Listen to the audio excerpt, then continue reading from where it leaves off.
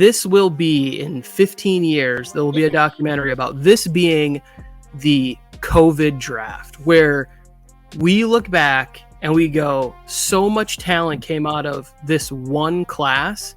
And it might not be for a super long period of time that these guys all hit, but the amount of young talent mixed with guys that got 2-3 extra years of football is making this class be so deep at so many positions, even to the point where, like, if you listen to like The Athletic or PFF or NFL Network guys, they'll be like, the safety class isn't really good or the linebacker class isn't really good. It's like, well, that's just sort of a sign of where the NFL is going overall, but there's still players in this draft that are going to be able to have really good NFL careers. And so I look at it and I go, quarterbacks that have started 60 college games are going to be drafted this year. NFL draft is what got me into football to begin with when I was a young kid. Like, I've always heard about the draft, and then I think I've told you guys this story. And then I sat down and I was like, I'm going to watch the NFL draft. That's where you kind of fall in love with your players. Like, Raiders haven't done a great history. Mike did a really good video on it, the last like 20 years of the Raiders draft, which hasn't been good.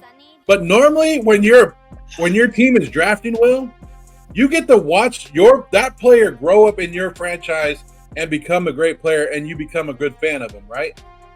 It worked out for Max Crosby. A lot of people know that's your homegrown talent, right? It gives you somebody to root for on that team, especially when you're a young guy.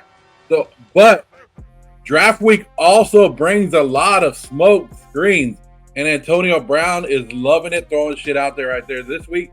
So you gotta pick and choose where you get your info from and who you believe and what to believe, because every general manager this week is throwing shit out there. Every agent is throwing shit out there to try to either move their guys up, or the teams are trying to have people fall, or just see what they hear. But this is what makes it great about the draft. This whole week is going to be awesome. Daniel Jeremiah sits there all fucking year long, right? And he does nothing but prospects and draft, and he can't even guess it 100%. I think I sent you guys something yesterday that he said he doesn't even know what's going to happen Thursday. Like, it's that crazy right now. We're Washington Commanders. We thought they were fixed all their issues. They brought in 4 quarterbacks at the same damn time. This one's especially impossible to pick because it seems like every year they almost like overdo the trade talk, and there's not as many trades as you expected. It seems impossible. Like, we're getting out of the first round without at least like 3 or 4 or 5 trades. We're gonna find out on Thursday how teams really feel about this quarterback class. Because if it goes quarterback, we're gonna then that's when the trades are gonna kick up. But if it goes quarterback, and then some random ass shit, then I don't think there'll be a lot of trades. The unpredictability of what the new general manager, Joe Ortiz of the Chargers, is going to do, we don't know. And that's what makes it so much fun and exciting to see, like, how this is going to roll. I can't wait. Are there players in the draft that you've seen videos from or whatever? Like, for example, I think the Panthers are in a really great spot where even if they need to get a lot of talent in there. I love having that pick 33. I don't love it because that means that your team sucked the year before, but all of those general managers go to bed and they're like, I can't believe this guy's still on the board. I'm calling the Panthers and I'm saying, hey, can I get to 33 because we really want to get this tackle that we thought the Ravens or the Chiefs might draft, or there's a wide receiver that we can't believe didn't go. We want to move up to get 33. We want to get that T. Higgins pick like what the Bengals got 4 years ago. I think there's a real opportunity for a team like the Panthers to take advantage of that and still move away with maybe one of my favorite receivers from this draft is Ricky Pearsall from Florida, right? Like, if they move back, they still might be able to get Pearsall at 39 and add another pick in the 3rd round just by getting out of there, still have their 2 picks in the 2nd. Like, is there players on that 2nd day that you guys are familiar with where you might be like, oh, this guy might be in the 2nd, 3rd round that I'm really excited about? Well, a guy that I think should go in the 1st round, but I'm just trying to pick the spot. I'm thinking Buffalo, Kansas City, A.D. Mitchell. I don't want him to go to Kansas City. We don't want that.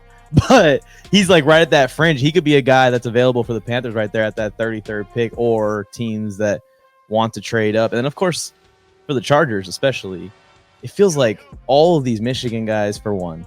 And then whoever Harbaugh sees as his number one running back in this class. Everyone's talking about Blake Corum. There's better guys out there than Blake Corum. I know the importance of Frank Gore and Patrick Willis and Vernon Davis. So I just want the Chargers to get some kind of combination in that part of the draft. You're going to see my mock draft is, again, it's me trying to pray almost. But I want to see them address those three positions in this draft and in the first, 4 rounds. As a Raider fan, when I'm looking at the late drafts, after the first round, I think the Raiders are going to target a running back. So I've been trying to look at the running back position, and I think it's a pretty damn good running back class. I like some of the running backs later on. Like, we're not going to get a first round running back, but some of these guys are going to stand out. And I'm stuck between them. Maybe you can help me out, Tully. I like Jalen Wright. Yep. I like Benson, and I like Ray Davis. And then the other guy that's been popping up just in my head, just because of the connection that we'll have with them, is Marshawn Lloyd from USC. So those are the 4 running backs that I'm looking at. And I'm trying to think of which one, if I had a pick, if all 4 of them were on the board, which one I would take. Why I keep going towards Ray Davis, I don't know why, but I like Ray Davis. Ray Davis is my favorite running back in this draft. Like, I know he's old. People get stuck on the age thing or whatever.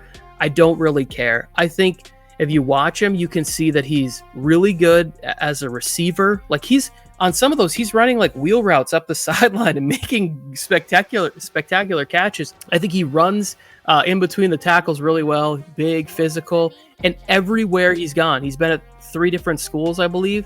He's always just so dominant in the rushing game. Whatever the attack is, whatever they're asking him to do, like, I don't care that he's 25. I mean, we're already not signing running backs to second contracts anyways. Like, if you can get him for 4 years and then, hey, you're 29, thanks for all your service, best of luck. Like, I would take Ray Davis in a heartbeat in the 3rd round. If the Chargers walk up to the podium at pick 69, the Los Angeles Chargers select Ray Davis, University of Kentucky, I'd be ecstatic. It's interesting how the class is working out, because in everything I'm not seeing any running backs at the end of round 1, not a single one.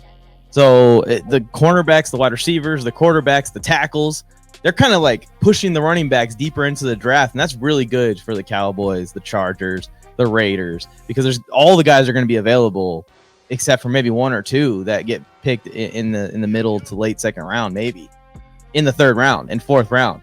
And me and Tony know the Chargers have a bunch of picks right there, so it's going to be fun to see how teams maneuver with that position, because you can get RB1 on your board with your 4th pick of the draft. I think the Cowboys are going to kind of start that run in the middle of day 2. I believe they pick somewhere in the 50s there.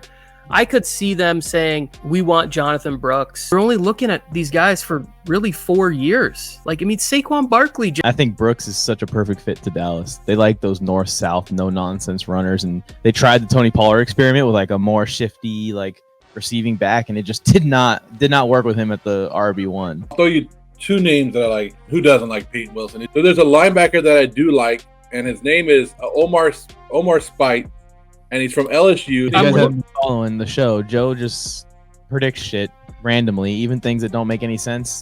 They come true. So maybe circle those players, guys. It's probably a good idea. Speaking of the Lions, I think that they're going to be ballsy again in this draft. I think they're going to push the chips in, go get their guy. I don't know what it's going to be, if it's going to be a trade up or just a ballsy pick again from where they're sitting, but they're going to go get their favorite edge rusher at all costs, or their favorite fill in the blank at all costs. Sneaky depth in the cornerback area, where like you could really find guys that have maybe played 3 years of starting cornerback. There's speed, there's like ton of experience as you go further down in the cornerback draft. I don't know what's like, are we getting ready to rob the internet?